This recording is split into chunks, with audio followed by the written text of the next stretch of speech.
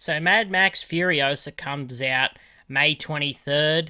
And can we just give this movie the Oscar already? I don't think anything looks this good coming out this year yet. It's all pussy shit. I want to see something that's fun and good. It seems like it's impossible these days to make fun movies that aren't generic Marvel movies. And then the other side of that is melodramatic possession cult horror movies about a mother who wants to drown her kids in a bathtub like the Babadook was. And we're supposed to relate to that somehow. So now we're actually getting some 80s fun, and this movie looks insane, and they really wanted Chris Hemsworth to sound Australian, which is cool, and having the former Norse god Thor riding around on a chariot like Ben-Hur seems pretty fitting.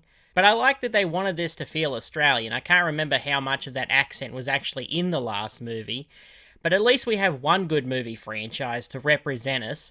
Everything else we have fucking sucks, so it's a win for us anyway. It makes sense too that this is the only thing we have because like 80% of this country is uninhabitable. So it's possible that this is all of this Mad Max shit is actually happening right now and we don't even know about it. This could just be a documentary about Central Australia. So that's why it looks so good, because the apocalypse is all we really know.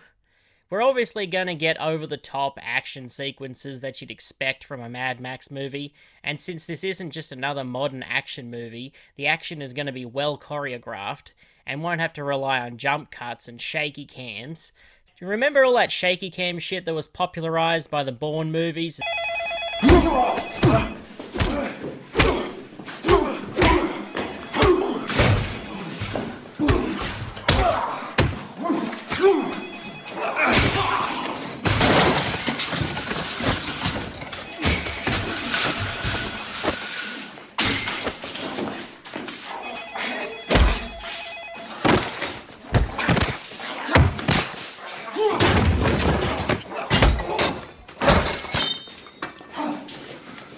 Starting to lose its favour now, probably because they haven't made one in ages.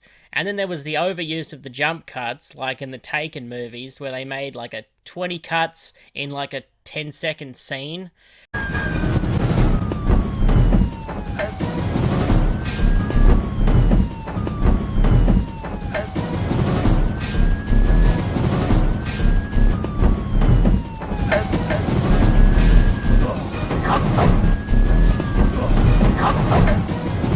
So it won't look clunky and awkward, though after the John Wick movies, I think most action movies are starting to move back to that. It's nice to actually tell what's happening on the screen, plus the use of very little CGI is going to make it look better because they actually did that shit. Basically, this is just Fury Road, but with a different story.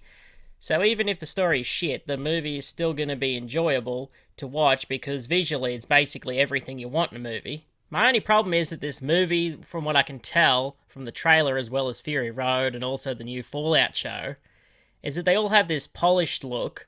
I'm not saying the movie should look bad, just that it should look grittier. Like everything looks brightly coloured, which looks good, but I think that they could have made it grittier and dirtier looking. Really, they could have just turned the contrast down just a little bit and the movie would probably look better. Keep the orange aesthetic, I like that, those earthy colours.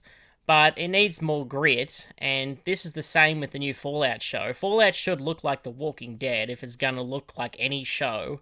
The Walking Dead benefited probably more than any other show that uses that grainy filter because it adds to that dirty, gritty aesthetic. Which is how an apocalypse should feel. That's also closer to how the ghouls should look than how they do in that show. But I guess it works if what you're going for is an over-the-top action flick, then it works, which is fine. I guess I just prefer an apocalypse to be dark and gritty, and the story of Furiosa is supposed to be tragic based on what we know from the last movie. I guess I just prefer the aesthetic of Fallout more than Borderlands, is basically what I'm saying, which that piece of shit movie comes out this year too. So this is the year of the apocalypse, it seems like. You got Trump, Biden, Palestine, Ukraine, and a new fucking Borderlands movie. And the OG is going to have the best depiction of the apocalypse. Now, the reason for that could be that the original director, George Miller, is still alive and is still in charge, and someone else hasn't come along and raped the franchise yet, which is crazy that he's been able to hold onto this property for so long. he's still making these movies in a similar way, but just a little more modernized. And if I'm right, this is good news for the franchise that they were able to bring back a classic series, reimagine it, and make it work twice, maybe even three times. Maybe we can actually get, a trilogy that's good, that doesn't look embarrassing like every other reboot franchise trilogy that they fucking make these days. And this is also the first Mad Max movie to not feature Max, the main character, which I haven't heard anyone really complain about, which is weird. Maybe because Furiosa was actually a likable character. Personally, I think it's fine. I'd like to see them build this world, maybe because I just love post apocalyptic shit.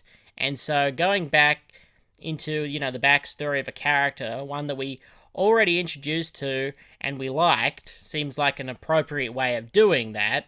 So, from what I can tell based on two movie trailers, is that this is probably going to be the best movie of the year. It just seems like a fun movie that's also got a darker storyline, I would assume. So maybe a mix of Fury Road and the original Mad Max. So we're back. Fuck June. Fuck every movie. Suck my dick, New Zealand. Peace out.